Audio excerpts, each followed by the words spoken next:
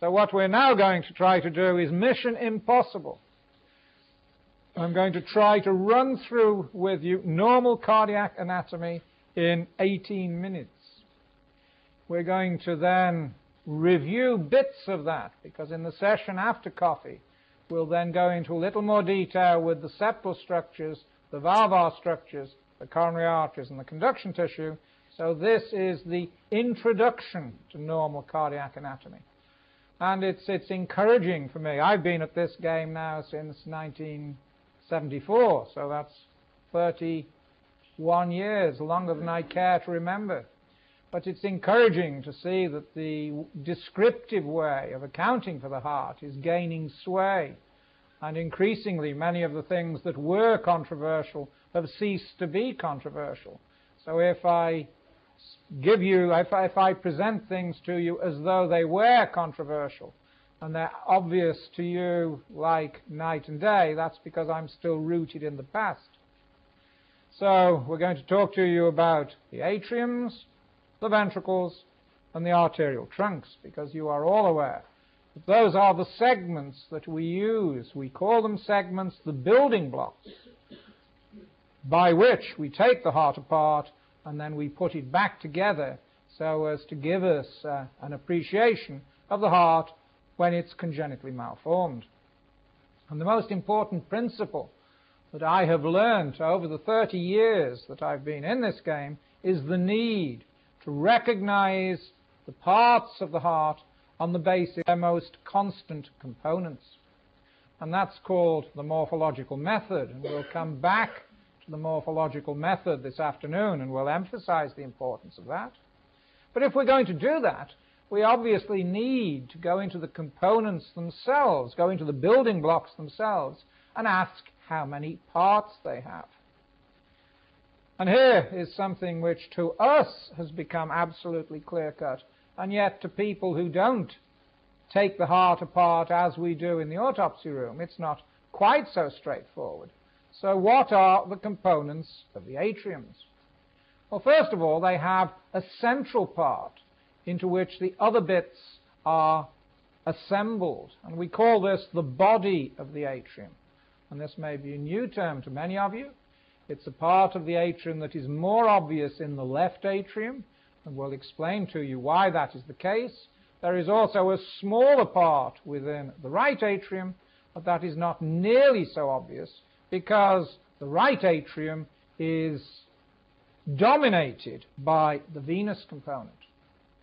And the venous component is also the most obvious part of the atrial chambers. The caval veins, the coronary sinus in the right atrium, the pulmonary venous component in the left atrium. You'll all be well aware of the venous component.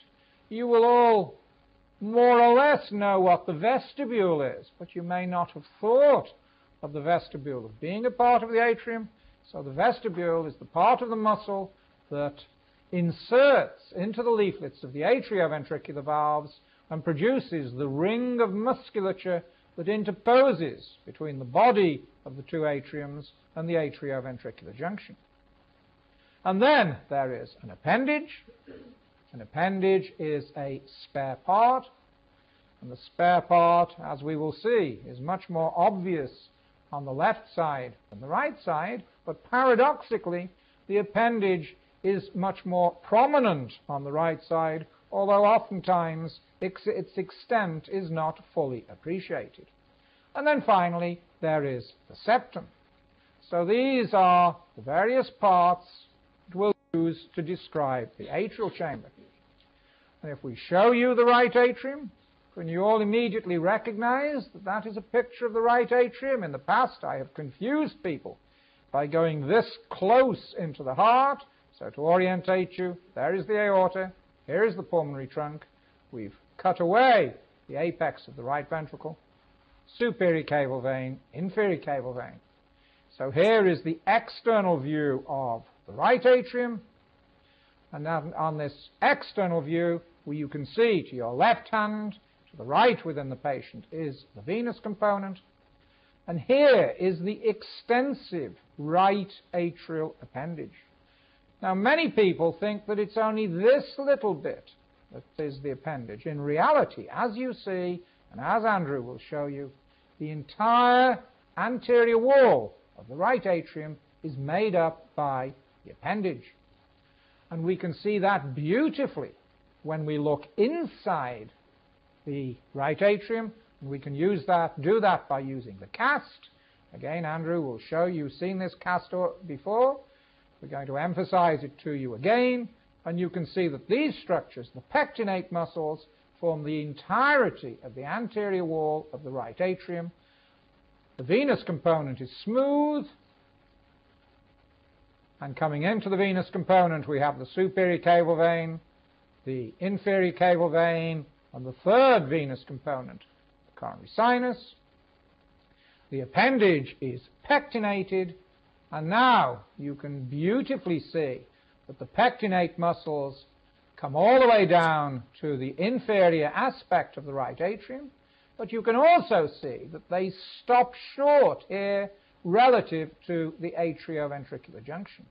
That line shows us the atrioventricular junction. This is the way into the right atrium, so here is the smooth-walled vestibule. And if now we take another right atrium, we've made a cut around the right atrioventricular junction, we've reflected the wall of the right atrial appendage, so you can look inside and you can see the extensive pectinate muscles that show us the way that the appendage runs all the way from the top to the bottom. At the back you can see the smooth venous component, and inferiorly you can see the smooth vestibule. And also on the posterior wall you see the septum.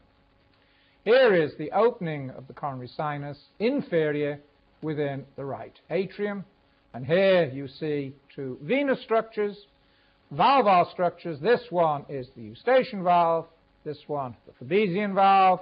The eustachian valve guards the mouth of the inferior cable vein, the Fabesian valve guards the mouth of the coronary sinus. And then here, superiorly within the posterior wall of the right atrium, we have a crucial triangular area that is the triangle of Koch. You should all be familiar with the triangle of Koch. If not, we will emphasize it to you again later to discuss the conduction system. So let's move on and let's look at the left atrium. We've now moved behind the heart, the same heart I took pictures of. And so now we're positioning ourselves as if we were on the spine and we're looking forward. And so here is the external view of the posterior aspect of the heart. And beautifully now we can see a true spare part, the left atrial appendage interposing between the pulmonary trunk, the obtuse margin of the left ventricle. And then behind that and to the right, we see the venous component. And so if we look inside the left atrium, again with the cast that Andrew will demonstrate to you, you can see much better now in the left atrium how these various component parts are built around and assembled on the body. And we know that the left atrium has to have a body because, as we will show you shortly, you can take away the entirety of the venous component and you are left on the left side with a substantial atrial component which does not comprise appendage, septum, or vestibule, and therefore has to be the body. So here is our appendage, which is coming out of the body truly as a spare part. The venous component is positioned superiorly and posteriorly, and then leading into the left ventricle, as on the right side, we have the smooth vestibule. The difference on the left side being that because the pectinate muscles are confined within the appendage, the entirety of the larger part of the left atrium is smooth-walled. And that is the fundamental difference, right atrium and the left atrium.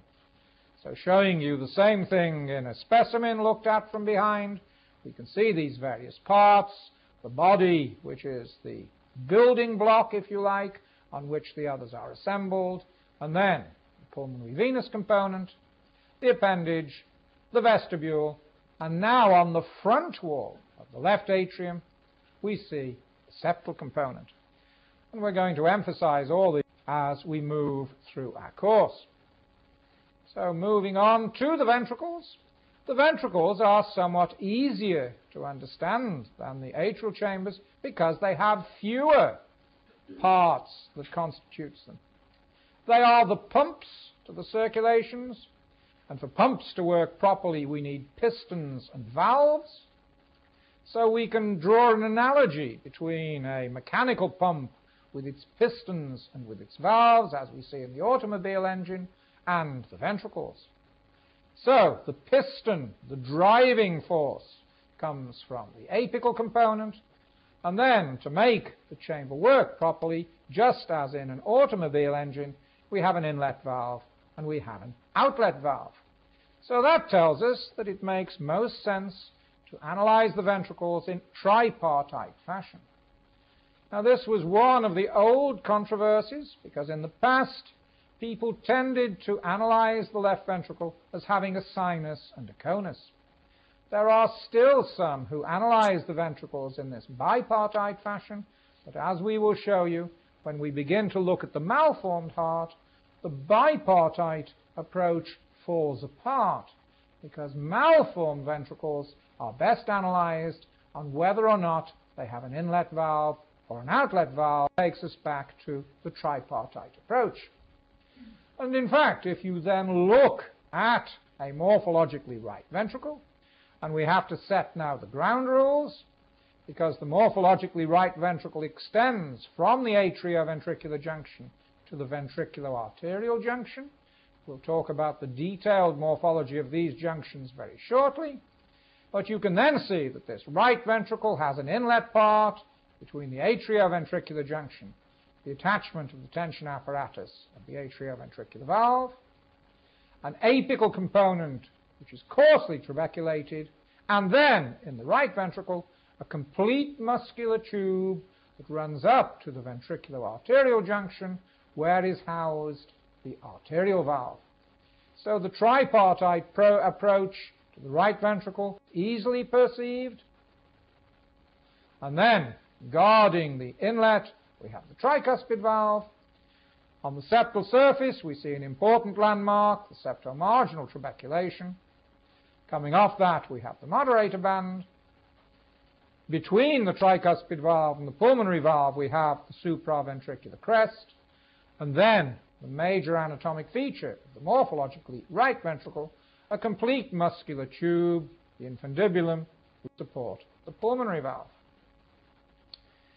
From the same heart, we transfer our attention to the posterior, morphologically left ventricle. Again, our landmark for the start of the ventricle is the atrioventricular junction, and it extends from there to the ventriculo-arterial junction. We see beautifully an inlet. We see the apical trabecular component, which in the left ventricle is fine and crisscrossing. The outlet is much abbreviated in the left ventricle because the leaflets of the outlet valve, the aortic valve in the left ventricle, are in fibrous continuity with those of the atrioventricular valve. So guarding the inlet, we have the mitral valve. Note that the left ventricle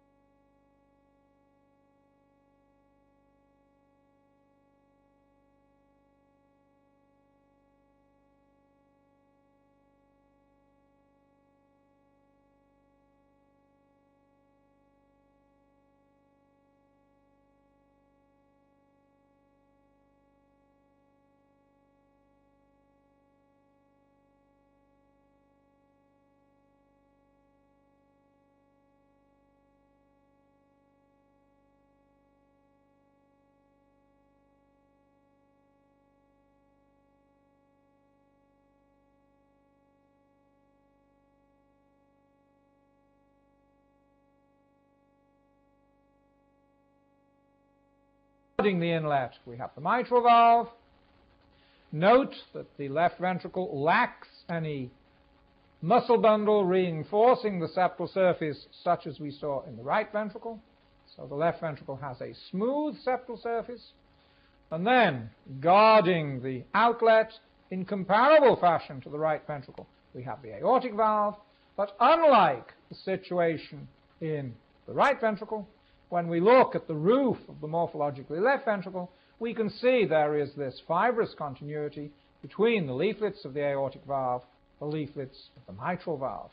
And this fibrous continuity, this lack of a muscular infundibulum in the morphologically left ventricle, in most instances is an excellent indicator for the echocardiographer that in fact we are dealing with the morphologically left ventricle, but that is not an absolute rule. And that is something else that we will stress when we make our definitions in the congenitally malformed heart. It's much better if we can work on the basis of absolute rather than conditional rules. Now there's one crucial feature that comes out of ventricular morphology that you need to take on board if you are to understand the structure of the congenitally malformed heart. And that is what we call ventricular topology, which some of you may think of in terms of bulboventricular looping. Because in almost all the malformed hearts we're going to show you over the next couple of days, there will be two ventricles within the ventricular mass. And these two ventricles are morphologically right and morphologically left. And they have fixed relationships one to the other. And those fixed relationships can be analyzed in terms of two specific patterns. And we call those right-hand topology, which some of you may think of as D-looping, and we call the other pattern left-hand topology, which you may think of as L-looping. And the reason that we prefer to think of them as handed topology is because what we try to do is we try to take the septal surface that you're looking at this ventricle, and hopefully you all recognize now that we're looking at the morphologically right ventricle. You see here the tricuspid valve, supraventricular crest, the pulmonary valve, and to understand ventricular topology, you need to try to put the palmar surfaces of one or other of your hands on the septal surface of this morphologically right ventricle. And unless any of you have very funny hands, all of you should only be able to get your right hand on the septal surface of this morphologically right ventricle with the thumb in the inlet and the fingers in the outlet. So here you see the dorsal surface of the right hand. This is the thumb, this is the fingers. And so in the normal situation, we call this right-hand topology.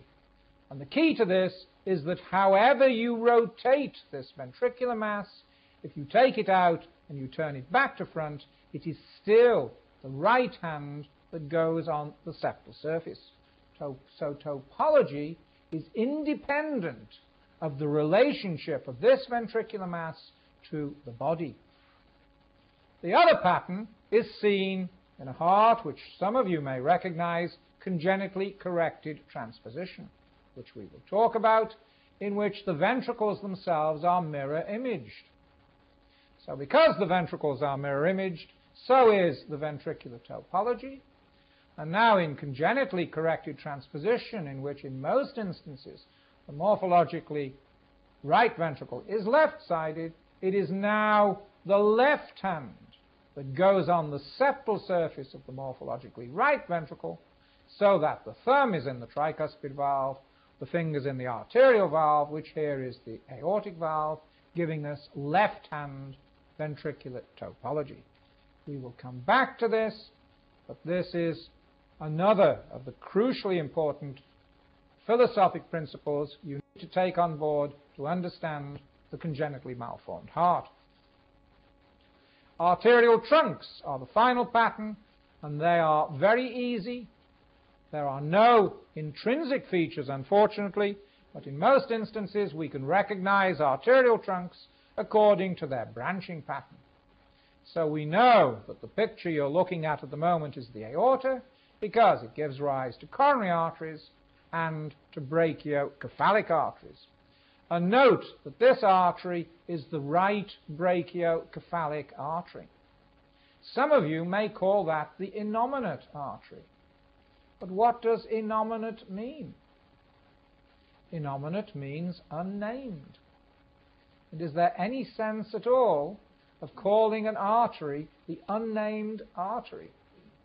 If there is, I don't recognize it, so we call this the right brachiocephalic artery, and then of course you recognize the right common carotid, the left common carotid, and the left circumflex artery. And then this is the pulmonary trunk, not the main pulmonary artery, the pulmonary trunk, because it branches into the right pulmonary artery, left pulmonary artery. And here are the arterial trunks, and as you see, the aorta gives rise to the right brachiocephalic, left common carotid, left subclavian artery. The pulmonary trunk spirals around it, giving rise to right and left pulmonary arteries, continues as the arterial duct, which joins the isthmus